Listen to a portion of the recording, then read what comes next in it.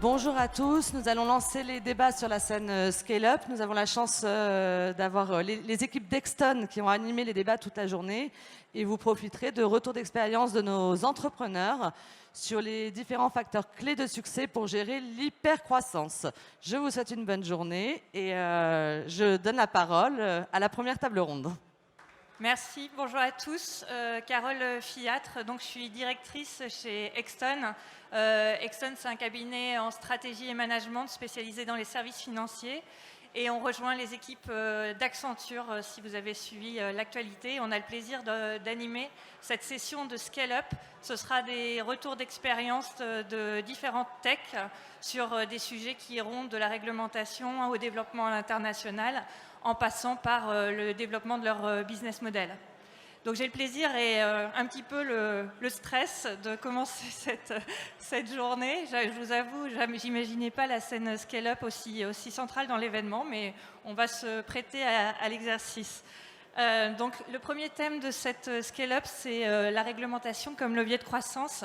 En effet, pour certaines techs, la proposition de valeur repose sur la réglementation, et pour d'autres, la réglementation a été une véritable barrière à l'entrée vis-à-vis de la concurrence.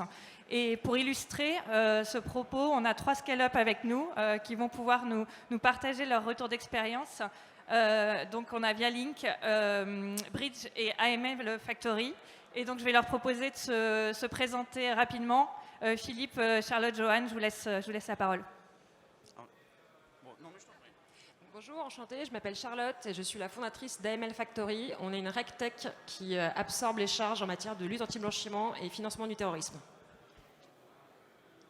Bonjour à tous, je suis Johan Mirkovic, CEO et cofondateur de Bridge. Nous fournissons des solutions de paiement digital basées sur le virement parce que nous croyons que le virement va devenir très bientôt un moyen de paiement du quotidien parce qu'il offre de nombreux avantages. Je vous laisse vous renseigner sur bridgeapi.io. Et nous fournissons aussi des solutions d'information sur les comptes qu'on connaît également sous le nom d'agrégation. Nous avons comme clients Cdiscount, Sage, Cegid, Payfit, etc. Donc nous sommes une plateforme open banking qui fournit des solutions de paiement. Et bonjour, Philippe Sanchis, moi je suis le CEO de Vialink. Donc nous, on se centre sur l'expérience client, sur l'onboarding client digital. Et en fait, on concilie, on s'est centré sur les points de pains, notamment tout ce qui est KYC, pour essayer de concilier expérience client d'un côté et de l'autre côté, réglementation.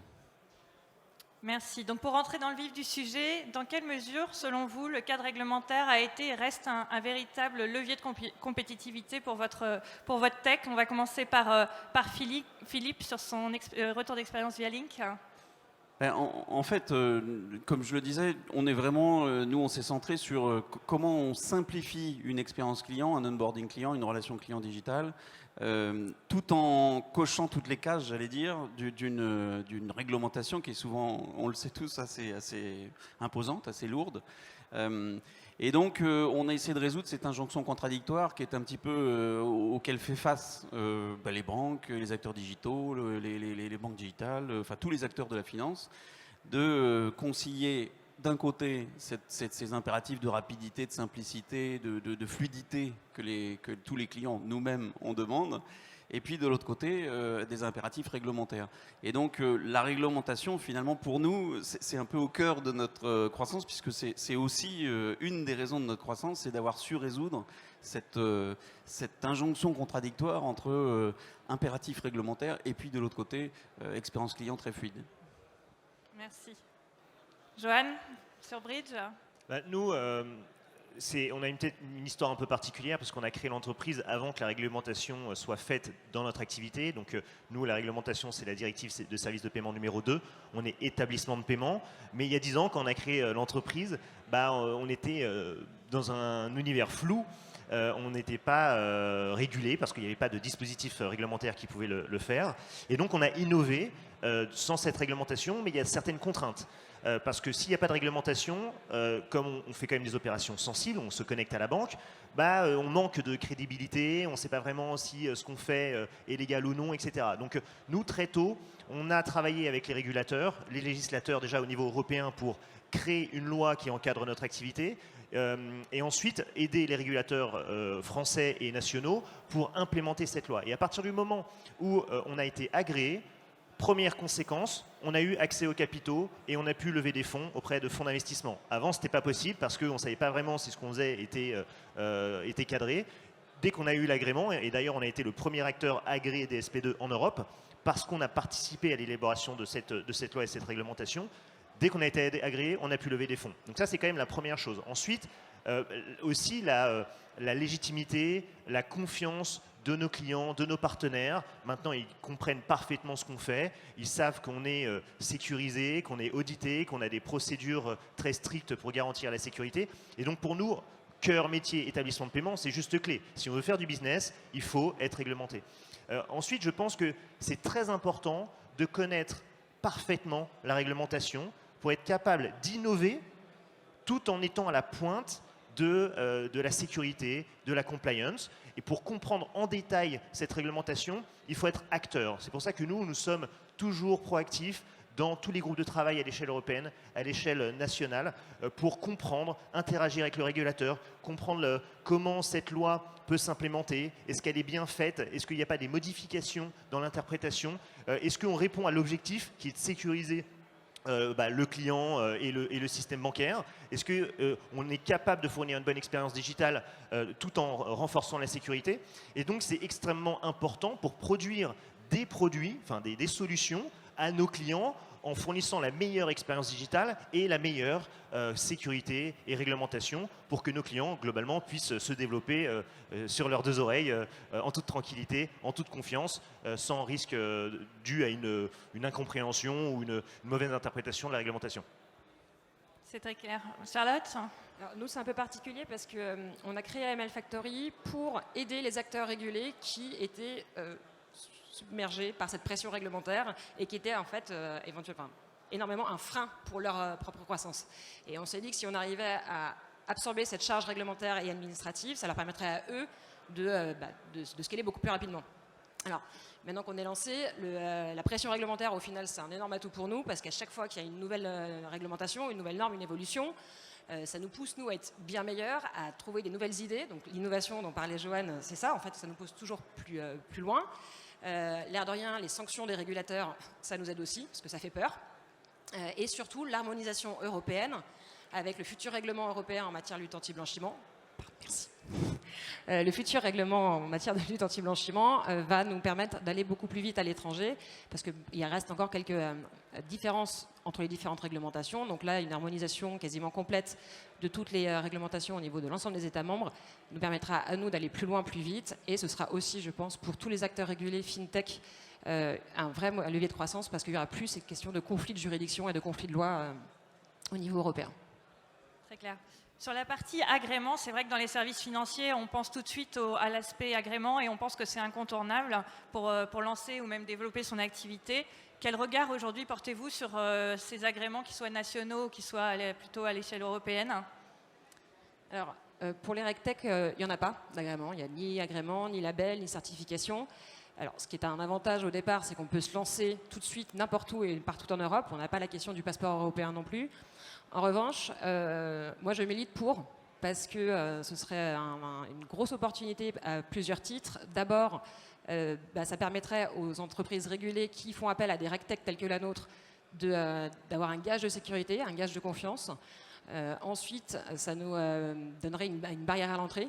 Ce qu'ont effectivement les établissements de paiement et de monnaie électronique dont parlait Joanne encore tout à l'heure, c'est que pour eux, c'est une barrière à l'entrée et ça permet en fait de pouvoir aller plus vite, plus loin, parce qu'on a dépassé cette barrière. Et voilà, donc je pense que ce serait vraiment une bonne opportunité, un gage de confiance et de sécurité pour les acteurs du marché. Très bien. Joanne? Alors, je pense que si on parlait de lancement de start-up, de fintech, la première chose, quand on lance son entreprise, on veut se concentrer sur nos clients, sur les services. Et donc moi, le premier conseil, c'est justement de s'appuyer sur des acteurs réglementés qui vont gérer cette complexité, parce que quand on se lance, on n'a pas les moyens ni humains, ni les compétences, ni financiers d'absorber cette complexité. Donc nous, c'est ce qu'on fait. On fournit avec Bridge des solutions full free license pour que les entrepreneurs puissent se lancer sans aucune complexité liée à l'agrément.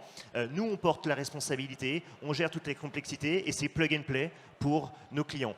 Une fois que l'entreprise s'est lancée, qu'elle a rencontré son marché, qu'elle commence à se développer, qu'elle a levé des fonds, là, elle peut en quelque sorte se rapprocher de l'agrément avec ce qu'on appelle un mode agent. Ça veut dire qu'elle va pouvoir un petit peu plus maîtriser certaines opérations sensibles et en quelque sorte, on va vérifier, on va déporter une partie des procédures réglementaires à respecter et on va vérifier que nos clients les respectent. Et donc, ça les fait rentrer un petit peu dans la réglementation. Et une fois qu'elles ont scalé et que c'est cœur business pour elles, elles peuvent prendre l'agrément. Et dans ces cas-là, nous, on devient fournisseur, ce qu'on appelle PS2E, essentiel pour leur activité. Et dans ces cas-là, le rapport s'inverse. Et donc tout ça, pour moi, c'est un parcours qui a été créé avec les régulateurs pour permettre aux entreprises de se lancer et de se développer. Le passeport européen, c'est magique. Parce qu'ensuite, nous, on permet à nos clients d'avoir des solutions de paiement à l'échelle européenne dans tous les pays. Ceci étant dit, c'est très complexe parce que l'harmonisation européenne, elle n'est pas encore tout à fait faite. Il y a des dispositifs qui sont différents en fonction des pays, les comportements sont différents, les interprétations sont différentes. Et puis nous, dans nos métiers, on se connecte aux banques, alors c'est banque par banque, pays par pays. Et donc, c'est une complexité énorme, mais que nous, on sait gérer et que du coup, nos clients n'ont pas à le gérer. J'apporte juste une chose aussi, un complément. Moi, je milite très fortement pour l'harmonisation des interprétations européennes au niveau de la réglementation, parce qu'on est très fiers d'être en France et je pense qu'on fait le bon chemin d'avoir une réglementation qui est pas très forte, mais qui protège nos clients avec des dispositifs qui sont performants. Et certains autres pays européens abaissent leur niveau pour donner un avantage concurrentiel, pour moi, déloyal à certains acteurs nationaux qui opèrent en France avec un niveau de sécurité qui n'est pas le même. Donc pour moi, c'est essentiel d'avoir une harmonisation parce qu'on ne peut pas, nous, avoir un niveau de sécurité, un niveau d'exigence qui est le plus élevé, un des plus élevés en Europe pour garantir la sécurité du système bancaire, opérer en France et dans d'autres pays européens quand des acteurs ont un niveau d'exigence plus bas parce qu'ils sont régulés dans un pays qui abaisse ses exigences. Tout à fait. Philippe, une vision là-dessus? Oui, je pense que ce point sur la réglementation, l'innovation, j'allais dire, tout ça, ça repose aussi sur la confiance qu'on peut apporter aussi à nos clients. C'est-à-dire que nos clients, ils nous conseillent. Alors nous, dans notre métier, quand on automatise du KYC, qu'est-ce que ça veut dire? Ça veut dire que concrètement pour des banques ou pour des fintechs, quand il y a des onboarding un peu compliqués, souvent c'est avec des pièces de justificatives, c'est des données qui sont très sensibles, c'est de l'identité, c'est des revenus, etc., etc. Et donc le fait que nos clients nous confient ces données pour faire une analyse automatisée, c'est déjà une vraie démarche. Et pour ça, la réglementation, je pense qu'il faut l'avoir, ou les agréments, les passes européens. Il y a aussi des règlements européens comme IAIDAS qui sont là pour justement garantir tout un ensemble d'éléments de sécurité autour de ces données. Alors, je ne parle pas du RGPD, je ne sais pas si on en dire un petit mot, mais voilà, ces points-là, c'est à la fois des barrières à l'entrée pour nous, à la fois des sujets d'innovation, et puis un vrai sujet de confiance pour nos clients. Très bien. Justement, autre sujet en lien avec la réglementation, et Philippe, vous l'avez touché du doigt. Quel dispositif vous avez, vous, mis en place autour des sujets de la sécurité des données, de la sécurité des systèmes? Johan, pour commencer. Nous, on est établissement de paiement, alors du coup, tout ça est très normé. On est audité, voilà, on a toute une équipe sécurité et compliance en interne. Mais de toute façon, nous, depuis le début de la création d'entreprise, c'est clé. Pourquoi on se connecte aux banques pour récupérer des informations sur les comptes et opérer des virements. Donc on s'est bien dit que s'il y avait un sujet de sécurité, il n'y a pas de confiance, il n'y a pas de confiance, il n'y a pas de client. Donc nous, en quelque sorte, depuis le début, c'est une exigence obligatoire si on veut être capable de se développer. Donc même avant la réglementation, on s'est dit si on a le moindre pépin sur la sécurité, l'entreprise ne pourra pas se développer. Donc on a tout de suite, déjà mes associés sont, mes cofondateurs sont spécialistes en sécurité informatique qui sont des ingénieurs. Et donc c'est obligatoire quand on est une fintech et qu'on innove. Ensuite, je pense aussi qu'il y a des réglementations qui arrivent, parce que cette prise de conscience de la sécurité des systèmes informatiques, avec la réglementation DORA qui arrive, nous, en quelque sorte, on participe à ce mouvement-là.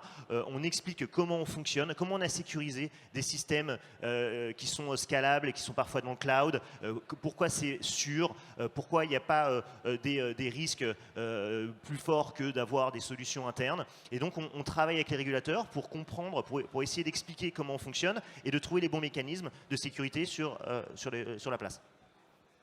Charlotte, j'imagine qu'avec AML Factory, c'est aussi de fait. Ce serait un peu compliqué de ne pas être conforme quand on fait de la compliance. Donc effectivement, ça a été le point de départ aussi pour nous, c'était d'avoir une historisation, une traçabilité, une piste d'audit et une sécurité des données offertes à nos clients nativement. Après, il y a un deuxième point, c'est que quand on fait de l'AML, même si ce n'est pas de l'externalisation, on est considéré, nous aussi, comme prestation de services essentielle externalisée. Et donc, on a un droit d'audit de la part de nos clients chez nous, on a un droit d'audit du régulateur, donc ACPR ou AMF, qui ont aussi le droit de venir vérifier ce qu'on a chez nous. Donc, mécaniquement, on s'astreint à respecter toutes les règles, RGPD, etc., Banque de France, sur les normes de sécurité des SI, pour y répondre. Ça marche. PS2E aussi, Philippe? Oui, parce que c'est forcément, j'allais dire, de fait, c'est des sujets trop sensibles pour être traités à la légère. Et je dirais que c'est un peu, enfin, on est un peu tous pareils, c'est-à-dire que la sécurité, l'attention à la donnée, c'est dans l'ADN de nos sociétés, puisqu'on ne peut pas rendre le service qu'on rend si on n'est pas parfaitement au point sur ces sujets-là. Donc, quand on a construit nos solutions, quand on les a pensées, quand on les a développées, déjà à la base, c'était un prérequis et c'était un élément essentiel de la valeur qu'on transmet en fait. C'est clair. Bon, en vous écoutant, on voit bien que la réponse est plutôt oui. La réglementation est un levier de compétitivité. Et Johan, en un mot pour finir, il me semble que c'est un peu l'esprit de DSP2 d'ailleurs. Oui, alors il faut à chaque fois essayer de réfléchir pourquoi il y a une réglementation, pourquoi il y a des lois. Et quand on regarde ce qui fait notamment sur la DSP2, cette loi a été créée pour digitaliser des processus, les rendre plus performants. Et en quelque sorte, pour moi, la réglementation peut participer à l'augmentation du PIB d'un pays, de l'échelle européenne, en étant capable de digitaliser des processus et d'être du coup meilleur que sur d'autres marchés. Donc, de favoriser les entreprises à être plus performantes. Je donne un exemple, la DSP2, et nous c'est ce qu'on fait avec Bridge, on permet d'automatiser la production comptable. On connecte le logiciel comptable en quasi temps réel avec le compte bancaire et la production comptable se fait en temps réel. Ça rend les entreprises plus performantes. Les entreprises sont meilleures pour piloter leur activité. Le virement qui se fait de manière très simple en instantané, ça augmente le cash pour les entreprises, et ça diminue les délais de paiement. Et donc ça évite certaines situations compliquées, des faillites qui sont dues à des mauvaises gestions ou à un problème de trésor. Ça participe très concrètement à rendre nos entreprises plus performantes, donc à augmenter le PIB. Et c'est ça aussi ce que fait la réglementation, c'est ça aussi ce que fait la DSP2 et toute l'innovation qui apporte derrière dans une multitude de sujets. Je pense encore au crédit, le credit scoring, le surendettement, malendettement. Pourquoi on a du surendettement et malendettement? Parce qu'on n'est pas capable d'analyser de manière simple, efficace, rapide la situation financière de quelqu'un. Grâce à l'open banking, on peut le faire maintenant. Donc tout ça participe, pour moi, au développement économique d'un pays ou d'une région comme l'Europe. Bon, un grand merci pour votre retour d'expérience et vos différentes visions. Vous pouvez retrouver Philippe, Charlotte et Johan, j'imagine, ici sur la journée. Merci à tous. Merci. Merci à tous.